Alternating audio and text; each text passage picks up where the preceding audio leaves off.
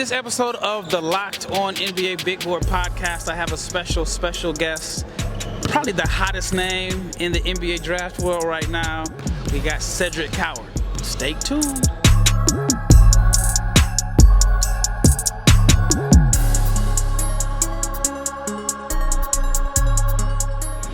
Big shout out to each and every person that has made the Locked On NBA Big Board podcast your first listen of the day. I'm your host, Rafael Barlowe. Don't have a co-host for today, but I got a special guest, Cedric Coward. Can't wait to hear his story. But before we get started, I want to let you know that if you have not subscribed to the Locked On NBA Big Board YouTube channel, please subscribe, like, share, comment, and click the bell so you can be notified every time we drop an episode, because I'm in the gym. All right, let's get started. Cedric Coward. Yes, sir. This week has been crazy for you. Just run me through like how this week has possibly changed your life. Yeah, I mean, this week has been special, and honestly, this whole process has been special. You know, a lot of people that are going to watch this, some know my journey, some don't.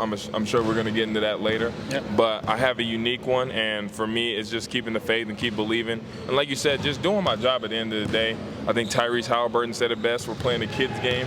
I've been playing since I was 3 years old, so for me, it's just making sure I go back to that young me when I was 3 and I said I wanted to be an NBA player and doing all the things I need to do to make that dream come true.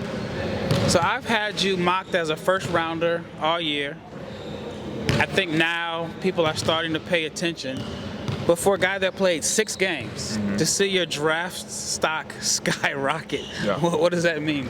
It means a lot. I mean, I don't know any other story kind of like that where a guy played 6 games. You know, I think the closest I can go is like Kyrie. You know, he didn't play that much at Duke. But he was Kyrie was highly touted. Exactly. Yeah. But for me, it's just like I kind of expected myself to be here. You know, obviously I didn't expect to play 6 games, but if I were to play out the season, I expected to be kind of in the same position I'm in, you know, with the combine invite, because I have great agents, I have great people around me, and honestly, I just love to put in the work. You know, it's just a part of me. I consume myself with basketball, and that's just who I am. All right, let's go back to high school. So you were a point guard?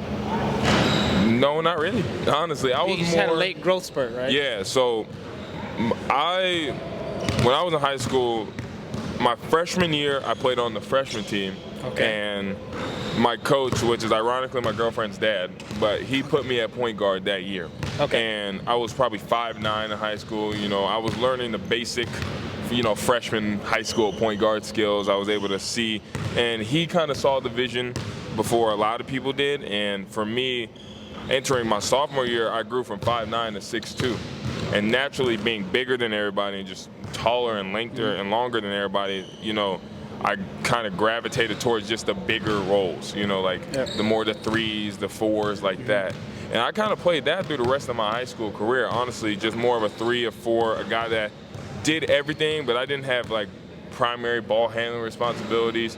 Like my senior year was probably the last time like I can remember in high school that I actually took some on-ball responsibilities, you know, but most of it was like getting the ball off the board, because for me, I love to just get in and push it and go and play in transition, you know, and make decisions from there. But for like the half-court offense, I wasn't necessarily an on-the-ball focus.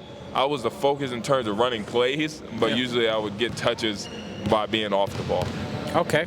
And then after high school, you went to, was it Willamette? Willamette, yeah. Willamette University in Salem, Oregon. Division III school. And I kind of played the same exact position, you know, more of a 4-man. I wasn't a 5 because we had guys that were bigger than me, but I was more of a 4-man, 3 at times. And I think that year, I just made sure I consumed myself with basketball. And really, my parents were the ones that kind of forced me to leave the house, because, you know, my whole 17 years before I left for college, I was in Fresno the whole time. I was comfortable. Okay. And they wanted me to get uncomfortable and be comfortable while being uncomfortable.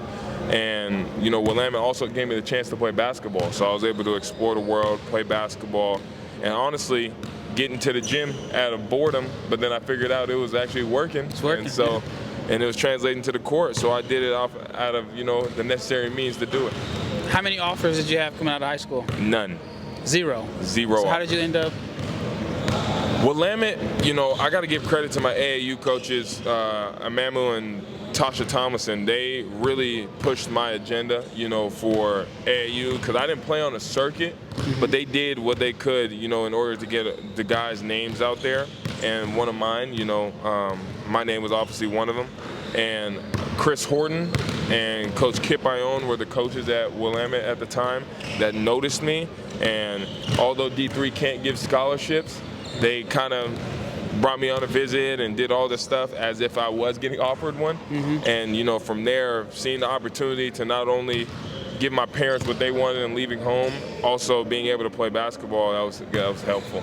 So has it really hit you from D3 to potential first-round draft pick in, 4 years, 3 years? Yeah, I don't, not really. I don't think it will hit me until the day I get drafted, And for me, it's making sure I always stay, and I always remember that person where nobody knew me, basically.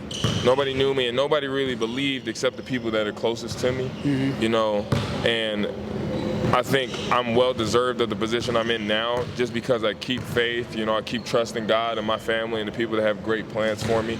I keep my head on my shoulders, I live in reality, which is a huge thing. And making sure, I'm not out here flossing because I'm, came from D3. That doesn't mean anything to anybody, at the end of the day. And now I'm just trying to be the best I can be and get better each day. That's something that you have definitely done, to clearly go from 0 offers to, I think you're a first-round pick, and I think it's trending in that direction. Let's just talk about this whole NBA combine process. You tested the waters last year. You decided to come back to school, went to Washington State. Like you said, played 6 games. Now you're here. Tell me about just your overall process this year, because you kind of had a longer process than the rest of your peers. So last year, I didn't get invited to anything.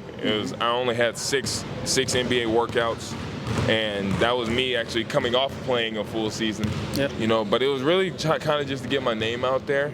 And then when I did go back to school, I took everything I had learned, all the goods, the bads, whatever it may be, from everybody who were decision makers, guys that had played in the league before. Anything I heard, I made sure to hold on to it tight, and really let my coaches and myself and my family know, like, this is what I got to do to get to that level and, excel at that level. For me, I have great agents, and they have really pushed my narrative, even though, like, playing 6 games, you don't really look at a lot of guys like that. That's a major red flag, I guess, for some people. But for me, playing basketball is like riding a bike. People always, if you learn how to ride a bike at a young age, I don't think you'll forget by the time you're 30. You know what I mean? For me, I haven't played basketball in a couple months, but at the same time, it's like riding a bike. That's why when I work out, I think of game situations. I don't just work out to work out. I put myself in the situations as if I was in the NBA Finals or Game 7, making sure for when that moment does come for me, I'm ready to go. So you had 6 workouts last year. From what I heard, what really put you on the spot was your pro day. Is that what you think changed it for you? It helped my pro day. My pro day definitely helped. One, because I worked out with AJ Mitchell, and AJ got drafted. And, AJ is a good friend of mine, and, just seeing how he's excelling and, everything, I think is really good. And just working out with that type of guy, a guy that was, kind of same thing, came from mid-major and is now excelling in the league and proving that he belongs there. That's huge for me. And honestly, after my pro day, I didn't really notice, I guess, all the buzz. Like, my agent would tell me, and but for me, I don't really care for it as much as like others may. For me, I'm good. I'm glad I'm getting all this buzz and all this attention in terms of like my name is getting out there. But in terms of like having all the media attention and having all the people texting me here and there, like, that doesn't really, I'm not looking at my phone every 10 seconds for the latest mock draft. Whatever happens, happens. I know the type of player I am, and I know, what I can bring to a franchise and to an organization, and, I can help win. Have you ever wondered where in the world did all the money in my bank account go between dining out and online shopping? It is pretty easy to lose track, and that is where Monarch Money comes in. It is your personal CFO giving you full visibility and control over your finances. And Monarch Money is not just a budgeting app. It is a complete financial command center. You can track all of your accounts, investments, and spending in one place. So you stop just managing your money. You can start building wealth. And also, managing money with your partner is smoother than ever. You can track shared and personal accounts. You can set goals. And you can stay on the same page without the stress. So take control over your finances with Monarch Money. Use the code LOCKEDONNBA at monarchmoney.com for 50% off your first year. That is monarchmoney.com/LockedOnNBA for half off your first year. I want to ask you about the Duke process. Mm-hmm. So you go from, like you said, not being recruited out of high school to Duke recruiting you. How did that feel?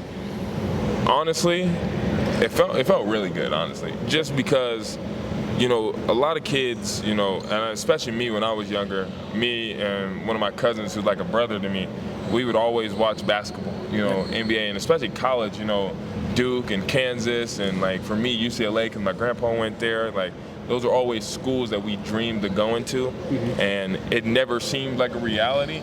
But when I entered the portal and I found out from my agent that Duke was interested, I was like, oh, okay, well, we're definitely going to entertain this. Yeah. But also, you got to look at it from a business standpoint of like, who's going to have the best plan, and for me, if I go forward and I actually do go back to school, who's going to give me the best opportunity to where, with my 1 year, I can maximize it and, say I wasn't trending in the right direction this year, go back to school and absolutely trend in the right direction next year. And Duke just happened to be the school for me and the school I picked at that moment. Obviously, I want to stay in the draft, and that's my goal. But if I have to go back, I think that's the best option for me. I mean, you see what they did this year. They got all 5 starters in the combine and potentially can get drafted. Yeah. 3 lottery picks. So. But the fans, Duke fans are like, I mean, I'm sure you've seen the reaction. Mm-hmm. They are very excited about you. But then you saw after like the first day in the shooting drills, it's like, uh-oh, I don't think he's coming. Yeah. I don't think he's coming. I had posted, like they had the big jumbotron at the combine. I posted the shooting stats, and once your name was at the top, I started getting all these messages from Duke fans like, "Do you think he's coming? Do you think he's coming?" And then once it like came out that your shooting stats were like one of the top overall, that's when the fans started saying, "Okay, I don't know if." Yeah, I mean, so I said it kind of in the media day yesterday. I kind of find it a little sad that most people thought I was using Duke just as like for clout and for noise and to get my name out there, because that wasn't the case. Like I talked to Coach Shire and the staff, and they agreed with me to pursue this dream and to pursue going to the NBA, because ultimately that's what we're trying to do. At the end of the day. And then also I look at it from a point of view, if anybody was in my spot, and they had a chance to go to their dreams since they was a young kid, and they didn't have to, take an extra step, so to speak. Even though the step is a great option, not just counting Duke at all. That's a wonderful option. There's a reason I picked them. Yep. But if they don't have to take that extra step and they can go right now, like why not take it? What I mean? So why not do that leap of faith? So your second year at Eastern Washington, no, your first year, you had an okay year, but it wasn't like spectacular year. But then you made a jump.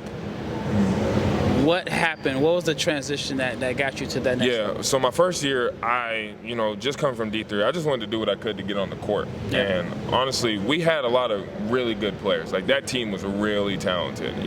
We had. Did you play with Allegri? Yeah. What's his name? Angelo Allegri. Who's in Germany right now. We got Tyrese Davis, who I think is in Australia. I know they're both playing pro. Steele Benner's at Gonzaga.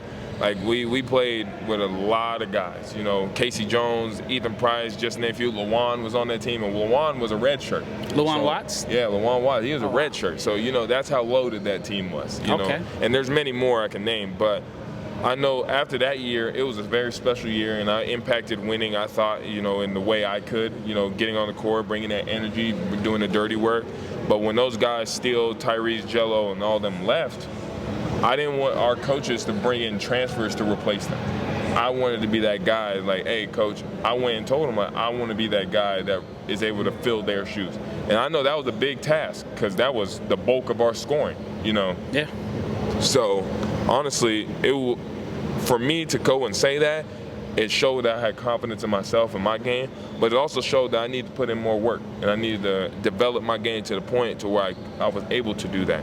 And that once I told him that, I just started to get to work. Me and, you know, Coach Pedro Garcia-Rosado at Washington State now, along with Coach Riley, we put in so much hours in the gym that one spring and that one summer, and it kind of just became second nature to us, you know. Now it's just a part of me and a part of my routine, you know, getting that extra shots up and getting that extra work in. It's just who I am. But it started that spring, that summer, that right after, I think it was like March, you know, right after spring break, came up, let them know, like, this is what my goal is, this is what I want to do as an individual, and they rocked with me, and then, you know, it led to where I'm at now. So tell me about your pre-draft process right now. I know you're not clear for 5-on-5 yet, right? So what's the typical day like for you? Yeah, so a typical day for us is back in LA, we'll lift weights first, and do, like, for me, rehab, a lot of checking on my shoulder and stuff like that. And that's usually around 8 o'clock in the morning, so I'll get up around 7, you know, start heading to the facilities. It's probably a 15-minute drive from where I live. Leave the house about 7:20, 7:30, something like that.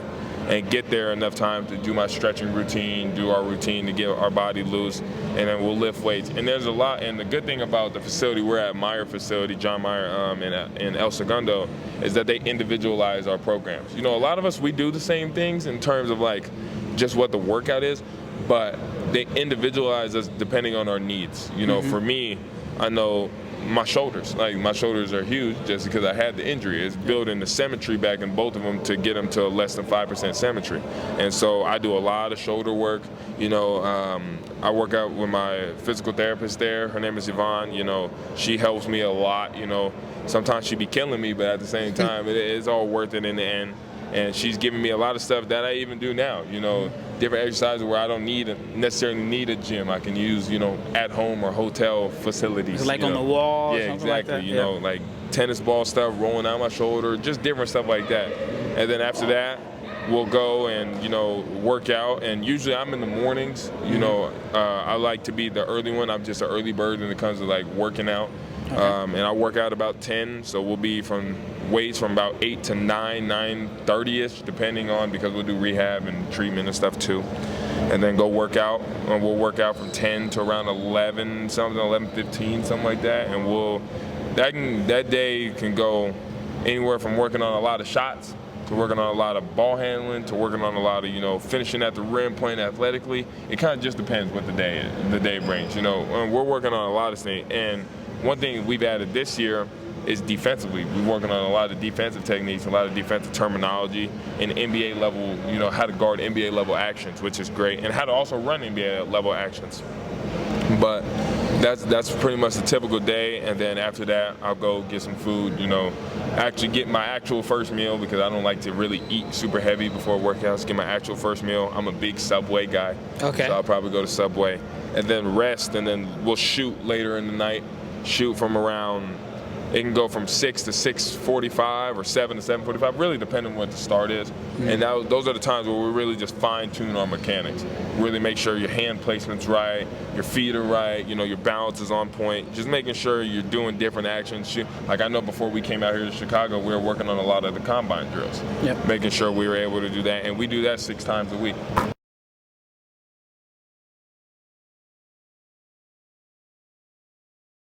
So what was your main focus, other than like working on the combine stuff, but what was your main focus this offseason? Because when I watched your film last year, if there was one area for improvement, I felt like as a ball handler. So I just watched you work out, and I'm like, that handle looks a lot different than it did. Oh, no. So was that the main focus, the ball handling? I think based off of last year going through the pre-draft process, like I said, there's a lot of things I need to work on. Now, overall, my game has everything I can work on, you know. And especially since I haven't played since November, a lot of people just are still skeptical about, like, is he good to go? And I can tell you right now, if it was up to me, I would be playing.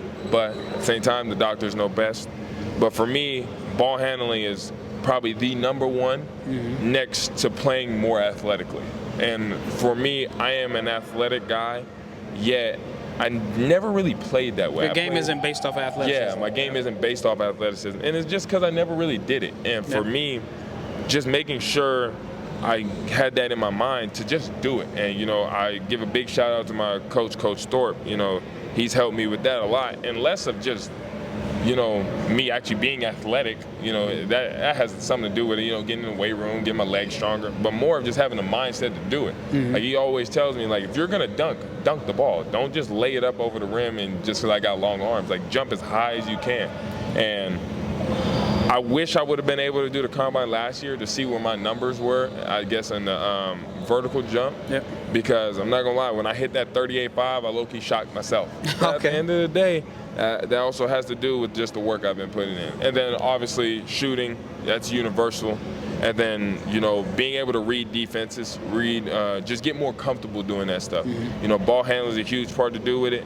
But at the same time, you can handle the ball you want, but you got to be able to pass, dish it off. You got to be able to get to your shot pocket comfortably, all that stuff. So, and like when I watched your film, I never thought like you couldn't handle, but you were just so efficient getting to your spots. Like you needed 1 dribble, 2 dribbles. It wasn't a lot of dancing, wasted movements. And then with your long arms, all you need is to get to your spot, and you're elevating over the top. And so when I saw like with the ball handling, is it more so working on it to be a initiator? Yeah, I think for the game, the name of my game, I can say, is just efficiency. Being efficient with movements, not wasting movements, not wasting moves. You know, like I said, that can get me in trouble, and I know it did sometimes while I played. And especially when it comes to the ball handling, I did have a lot of moments where it was, you know, I was 1-2 dribbles, get to my spot, and I think that's the best way, like, I play, just making sure you get to my spot because I'm long, I'm lengthy, I can shoot over people. But at the same time, there were definitely moments, like, where if I didn't do that, I would pick up the ball, you know. I wouldn't dribble it back out. And I think that's the definition of, like, working on my handle, to be able to always have the ball, always make sure I'm in control of it no matter what. Being able to break a guy down off the dribble if I have to, you know, throw multiple moves at him if I need to. And that's just something I've been working on. Less of playing a one-on-one game, but having it in your bag if you need to, and being comfortable to where you don't gotta look at it. You know, you can, you know exactly where it's gonna go, exactly where it's gonna be, no matter if you're in a ball screen, if you're in a one-on-one, if you're coming off a pin down and you gotta dribble to get to your spot. No matter what's happening, you know, for me, that's the biggest thing. One of the things I like about your game is that, but one, like you say, you're efficient, not a lot of wasted dribbles. You can shoot, and I think the word 3-and-D is kind of overrated, because if a guy's a 3-and-D guy and if the shot's not falling, is he just a defender? One of the things I like about your game is that if you have a smaller guard on you, or smaller person, period, you can take them to the post.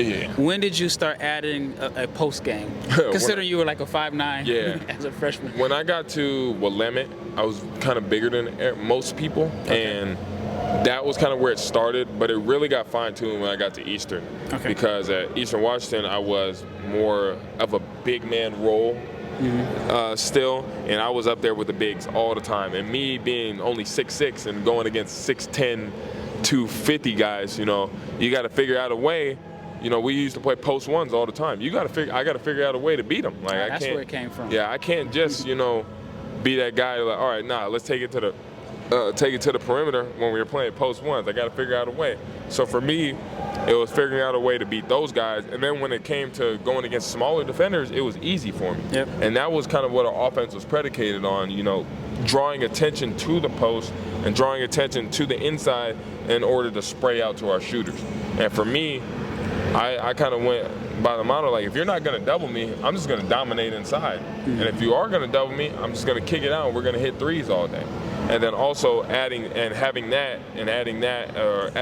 perimeter game as well just allowed me to be the elite, you know, 3-level scorer, in my opinion, that I was able to be. Do you pattern your game after Kawhi Leonard by any chance? I think that's the biggest comp, and I say a little bit. I think, actually no, I say a little more than a little bit, because Kawhi is the epitome, like when he's healthy, is one of the best players in the league and the definition of two-way. Like, he can score on your best defender and he can lock up your best offensive guy. And I think just watching him do that, since I was young, even since when he was with the Spurs and he was that prototypical 3-and-D. Like, he won the Finals MVP in 2014 because he dominated on both ends of the floor. Yep. And honestly, if you look at Kawhi's game, it's not all flash. He's super efficient. Yep. He can average 28 on getting to the right elbow and left elbow all game and just rising up. So I think I predicate my game on just being efficient like Kawhi, making sure you're able to, dominate both ends of the floor like Kawhi. Is there anybody else you kind of pattern your game after? Yeah, Mikal Bridges is one. Okay. Mikal Bridges, as he went from the Suns, typical 3-and-D, like I said, and then he went to the Nets where he had to expand his game a lot more. And now he's with the Knicks where he's second option at times, behind Brunson, and sometimes Cat, he's a third, but, it depends. But Mikal has expanded his game a lot from that just prototypical 3-and-D to the guy. He can take guys off the dribble. He can, get into his bag a little bit and hit shots. Cade Cunningham is one. Big guard, making sure, he's able to control the game. I really like what he did this year with Detroit. And, overall, as he's grown, I watched him a lot at Oklahoma State, and it kind of was similar to my game in the instance of he was really controlling the game from a standpoint of, like, being a bigger guard and making sure he was taking advantage of guys who were guarding. If they wanted to guard him with a bigger guy, he's blowing by him. If you want to guard him with a smaller guy, he's taking advantage of those guys. Bully ball. Yeah, bully ball, exactly. So those are three, and then obviously you have a whole bunch of other 3-and-D guys like OG Anunoby, Jaden McDaniels, just to name two of them, that are really, really good guys, and guys that have shown their game elevate to the fullest. Yeah, I live in Dallas, so I've watched a lot of Cade from when he was younger in high school, and even now when I watch him in the NBA, I see bully ball. Yeah. Like he'll take it there. I can tell you're a student of the game. Yeah. So do you watch a lot of film, or because a lot of guys just watch the game or may not watch at all. They may watch just clips on their phone. But as a student of the game, what do you look for when you're watching a player? Honestly, just their movement, how they succeed in different ways. For me, like, just those players I'm watching, or I just mentioned, how did they make the most of their time on the court? Okay. Obviously, no player is perfect. No player is gonna, hit every single shot and, do all that for 82 straight games. But at the end of the day, when you're that efficient, when you're a guy that's averaging 22 and 6, how do you do that every single night at an 82-game season? Because that's hard, man. As the number one name on the scouting report. Yeah. Yeah, and you're doing that against the best players in the world. So you figure out how do they do that on a nightly basis, and making sure you take the tidbits. Like Mikal Bridges had the 2 huge stops against the Celtics. Yeah. In the first 2 games. I watch those games, one as a fan, but at the same time as a student of the game, realizing like what allowed him to be in a position to make those plays. What defensive techniques did he use? Most of it is just like making sure you're taking those tidbits from each and every player. Like Brunson is a huge one when you talk about post game. Brunson's only 6'2". Yep. But his post game is one of the most elite in the game because he's able to take advantage because he's a more burly and bully ball type of player. And as a guard, you can't double because he's going to make the right read. Exactly. I know your schedule's packed. You got some NBA combine. I don't know, something that you have to go to. Yeah. So my last question for you is, draft day, your name is called. What will it mean to you? Are you going to shed some tears? Because you have a journey. Not like you weren't like a 5-star. Nobody was telling you in 9th grade that you were going to the league. Maybe somebody was. But based off of what you told me, what will it mean to you? Oh, I mean, it will mean a lot, and I think that's half the dream. I think the biggest thing was I want to show kids that are kind of in my same position, that maybe they didn't get to where they wanted out of high school, or maybe nobody's really telling them, like you said, you're going to the NBA. But I want to show kids, like, believe in yourself. Like, no matter what people say, forget the outside noise. The outside noise doesn't matter. It's you, a hoop, a basketball, and these 4 lines. That's what it is, And then in any other sport, too. It can be football, baseball, no matter what it is, believe and bet on yourself. And if you really have that faith, you'll end up finding a way to make it work. And for me, to be honest with you, I can't tell you if I'm going to shed tears or not. I'll probably cry. I don't know if I'll cry on camera. But if I do, I wouldn't be surprised. If I don't, I wouldn't be surprised. But it would just mean all the hard work all the sacrificial, times, all the hours I didn't put in, all that stuff, all the people that have been there with me along the journey have, allowed me to get to half of my dream. And then the other half is staying in and becoming one of the greats. Okay. Yes, it's inspiring. I mean, it just shows that your life can change in 3 or 4 years. Yeah, for sure. Really, really change. And it's inspiring to me. I'm a grown man. I got a wife and I got a kid. But as long as I keep doing what I'm doing, who knows where I can be in 3 or 4 years. Yeah. I think the biggest thing, too, like you said, is just believing in yourself. Yeah. You got people. There's people out there that believe in you, and I'm glad you said, since the beginning of the year, you had me as a first-round draft pick. I'm meeting you just this weekend, but you were one of the believers from just watching my game, and you didn't even know me. You know what I mean? Yeah. So just making sure you keep the people that do believe in you and that do really want the best for you close, the ones that you are allowing to, let your attention be brought by. And then also making sure that you're having faith, whatever religion or whatever you may believe in, make sure you believe in it with your full heart and have the faith, especially when things go wrong and times are tough. It hasn't all been peaches and cream for me as I went through this journey. There's definitely been doubts. There's definitely been moments where I haven't had great games, and there's been moments where I haven't had great practices, great workouts, all this stuff. But at the same time, that's not the time to waver confidence. It's not the time to waver belief, and it's definitely not the time to waver faith. It's the time to make that stuff even stronger. And then, like I said, if I can do it, anybody can. On that note, what can I say, man? He just gave a message. This is a wise young man here. Thank you for your time. I appreciate it. I know you got places to be, and it's a big week for you. Yes, sir. Well, thank you for making the Locked On NBA Big Board podcast your first listen of the day, and we are out of here. Yes, sir. Thank you. Man, I appreciate that, man.